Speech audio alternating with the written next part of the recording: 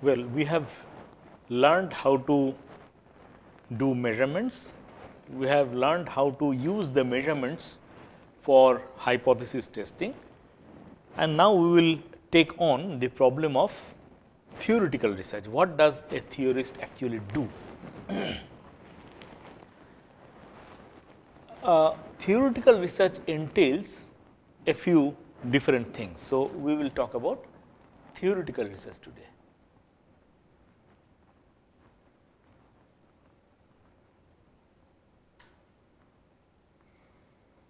And there are few things that a theorist does. Firstly, proposing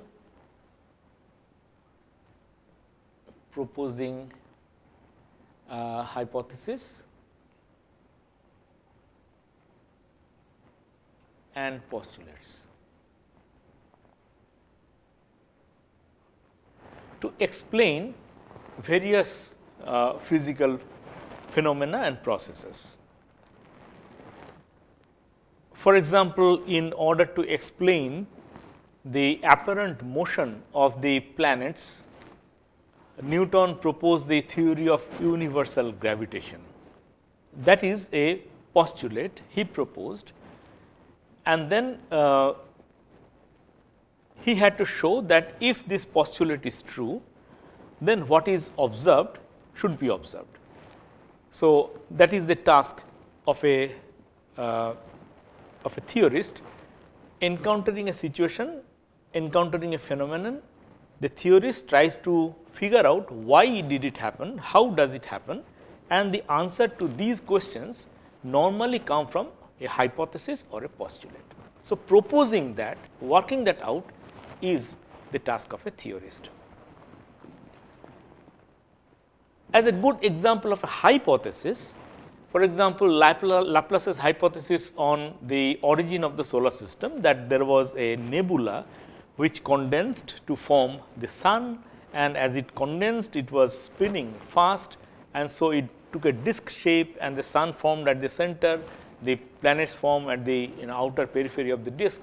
So, this was another hypothesis by Laplace. So, they were theorists trying to propose postulates or hypotheses to explain certain observed phenomena. Secondly, when one proposes a hypothesis or postulate, one has to working out the experimentally testable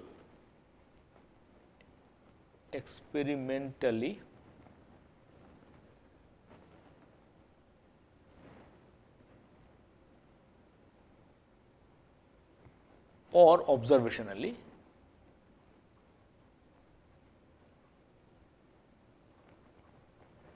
testable predictions.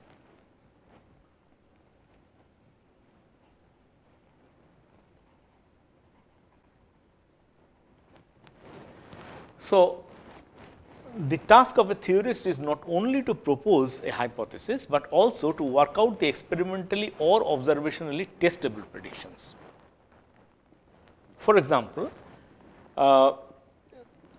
somebody proposed the Big Bang theory, but other people worked on the Big Bang theory and showed that if the Big Bang theory is true, then the observable ratio of hydrogen and helium today should be this.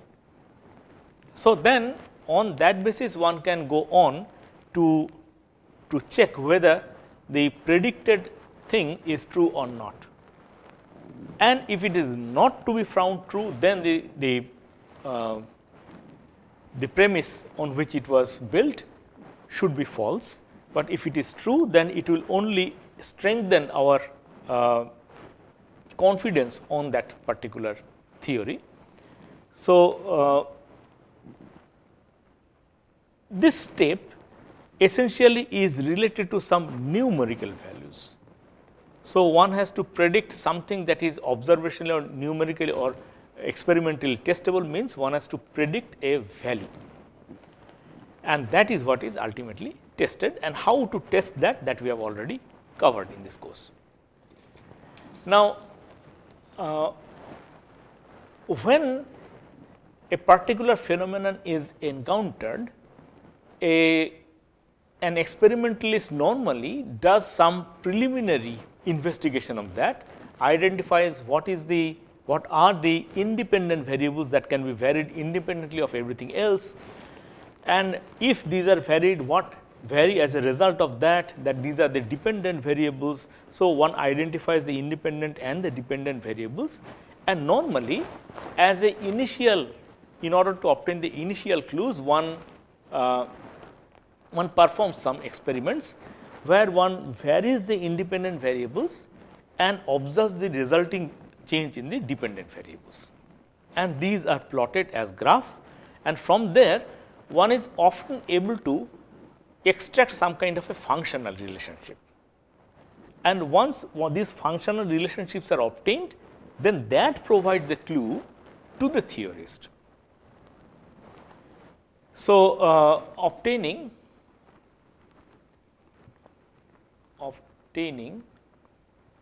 functional relationships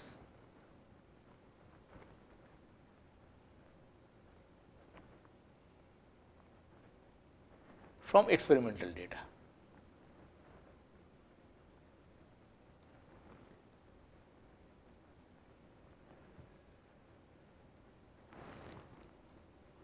And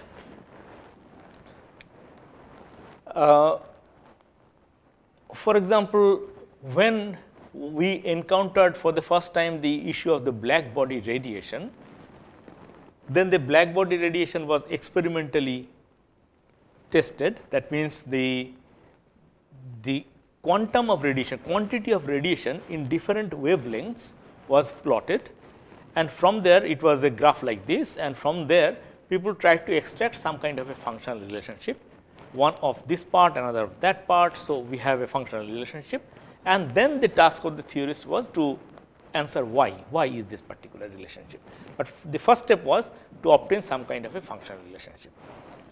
If something is exponentially related to another variable, then one has to explain why is this exponential relationship true. The fourth thing that a theorist does is a bit subtle. The point is that all the different theories in a particular branch of science should be consistent with each other, and that means, if this is true, this cannot be true, that kind of situation should not prevail. If there are two theories, they should not contradict each other, at least they should be consistent with each other. And across the disciplines, for example, something is a theory in physics that should not contradict, that should not be at odds with a theory in chemistry, or if this theory is true, then that should not be observed in chemistry, which is actually observed. So, this should not be the situation. That means, there has to be both within the department, within the discipline, as well as cross discipline consistency between the theories, and that is what a theorist always has to check. For example, Einstein noticed that there is a inconsistency between Newton's theory in Newton's laws of motion and Maxwell's laws of electromagnetism. There is a basic inconsistency between them. If this is true, there is a difficulty in accepting that. If this is true, there is a difficulty in accepting that. So, there is an inconsistency, and in order to resolve that inconsistency, Einstein developed his theory of relativity. So, two theories have to be consistent, checking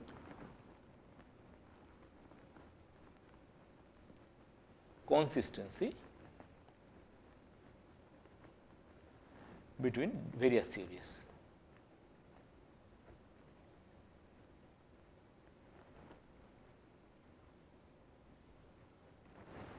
So, now one cannot develop a theory in, for example, particle physics or say condensed matter physics, something that will be at odds with what is known in say relativity. So, one has to be consistent, one has to check for consistency.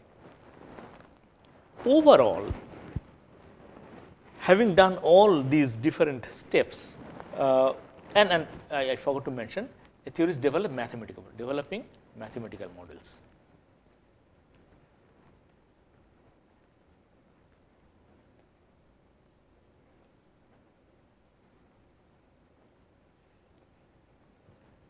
Of physical phenomena.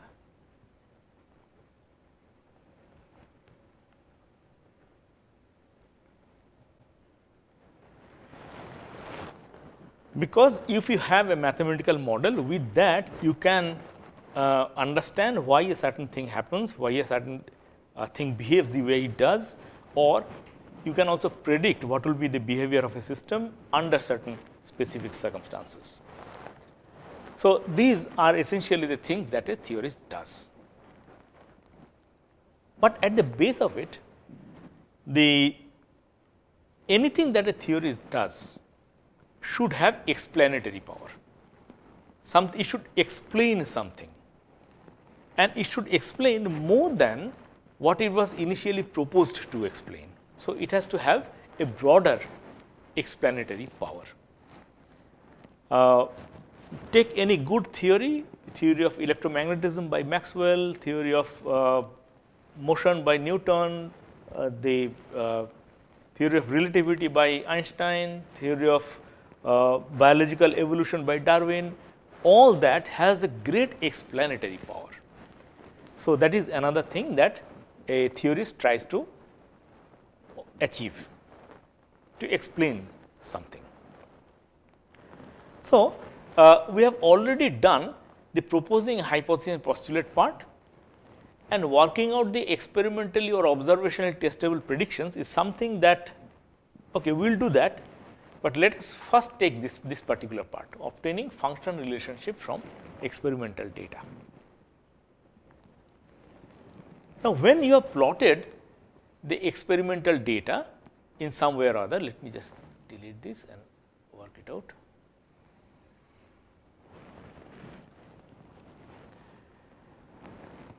When you have plotted some experimental result, then it is often depicted like this.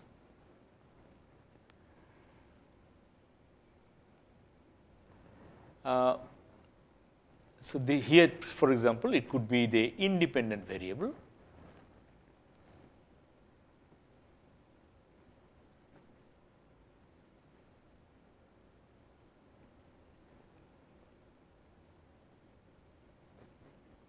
and here is the dependent variable.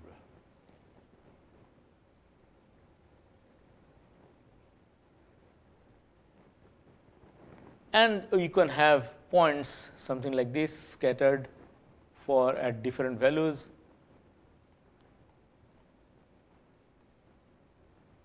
and a scatter of points like this would essentially indicate as if there is a straight line passing through it. So, on visual inspection, we might guess that there is a straight line fit somewhere, something like this.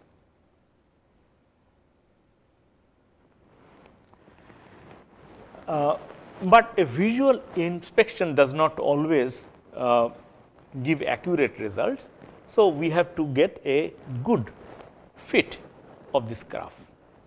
In some cases, it might the data plotted might not indicate a straight line relationship, or the background theory might not indicate a straight line relationship. It might be a curve or something like that.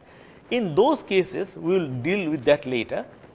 But most important is that this has to be fit in some kind of a functional form, and the simplest functional form is the straight line form. So, let us first deal with that. Wherever there is a possibility of fitting into a straight line, then we will try to fit that, and here the expression that we have to obtain is y is equal to y is equal to mx plus some constant b. So, b is here, m is the slope of this line. So, when you have a situation like this, these are the individual points. For example, let us assume that this point is the ith point. Okay. So, for this value of the independent variable, if the straight line fit says this point and the actual point is out there. So, there is a gap, there is a difference between them. Okay.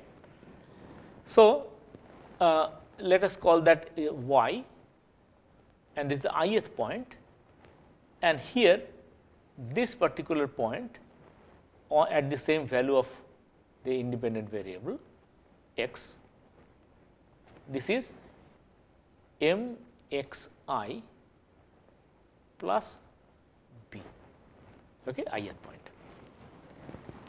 So, we are trying to fit as good as possible. Okay. So, how do you do that? Effectively, we are trying to estimate the values of m and b, and that should be the best possible estimate. How do you judge if something is the best possible estimate? The difference of this point, the points on this line and the actual points observed in the experiment should be the minimum, but we see that there are differences. So, if you draw different lines at different slope and different values of b, you will find that on an average the difference between the points on the line and the actual points that are obtained will be different, and this is what we need to minimize. So, we are actually talking about the difference delta yi, the ith point, delta yi is the difference, is the yi minus mxi plus b, this whole thing. Okay. And for every point there will be such delta yi, and overall that has to be minimized, but this will lead to positive values as well as negative values, and if in some place it is positively deviated and in some place it is negatively deviated, they might cancel each other. To avoid that, we take a square of this. So, our what we try to do is to take a square of that, yi square is equal to this whole thing square. Okay. This whole thing square is yi minus mxi minus b square, which we can expand as yi square plus m square xi square plus b square minus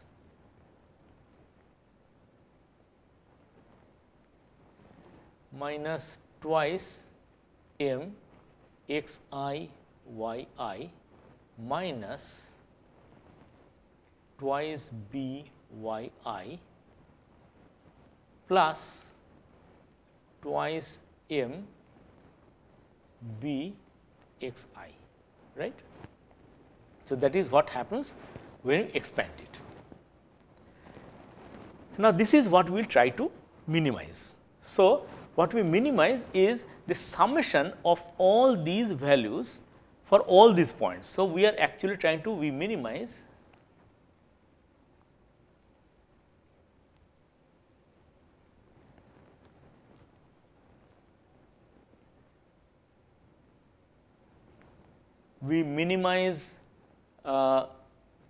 let us call it m is equal to summation of all the delta y I squares, summation over I. And then if we substitute it here, we get summation over I, summation I of what? This is yi square plus m square xi square plus b square minus twice m x I y I minus twice b y I plus twice m b x I. This whole thing will be summed with respect to y, and if we now expand it, then we find that so this is this whole thing. This whole thing is summed over I. Now, if you now expand it, it is individual term by term sum over y I square plus m square sum over x I square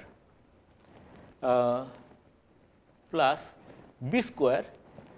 It has to be counted n times because it is summed. So, it is the n total number of points times b square plus twice m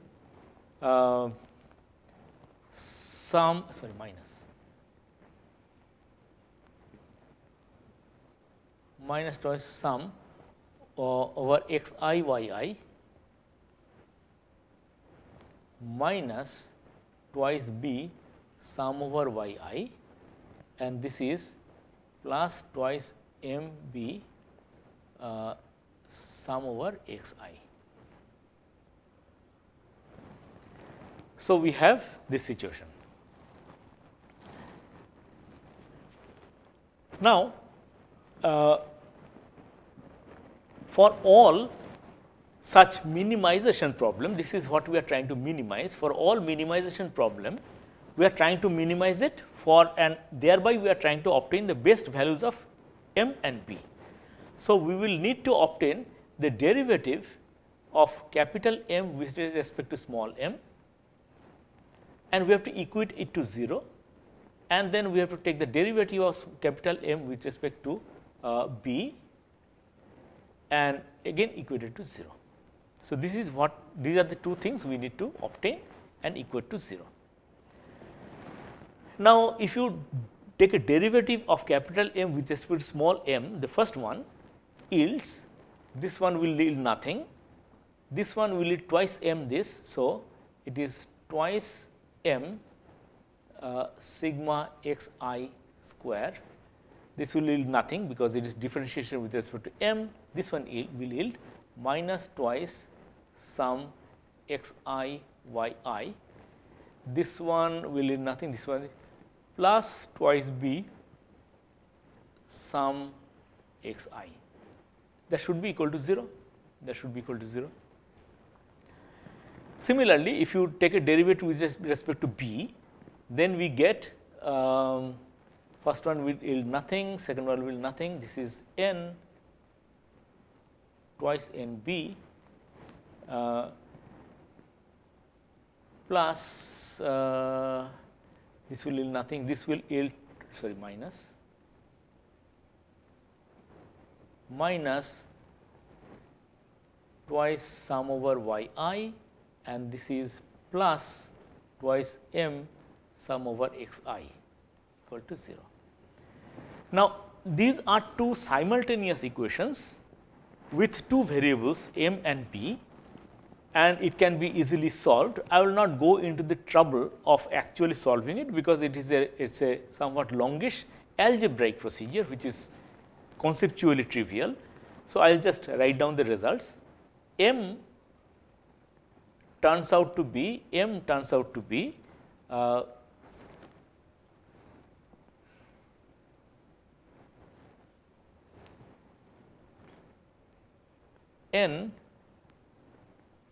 sum over x I y I minus sum over x I sum over y I. In the denominator it is n sum over x I square minus sum over x I whole square. Well, this is the expression for the m, and the similar expression for b we can obtain as conceptually obtaining these expressions are rather simple. So, I am not going into the details of that, it is actually trivial. X I square sum over x I square sum over y I minus x I sum over x I y I, and then in the denominator n sum over x I square minus sum over x I whole square.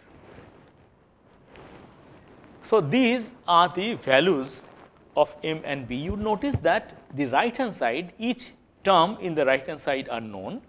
So, if the data are known, so all you need to do is to put the things in the right hand side and then calculate the values of m and b. So, this is how we actually obtain the slope and the value of b from the data. This is called the least square fit, because you see that here we are taking the square of the differences and its sum is something that we are minimizing. So, it is least of the squares. So, this is called the least square fit. There are many programs in which these expressions are already input. So, all you need to do is to fit in the data, it will give you the expression for the straight line.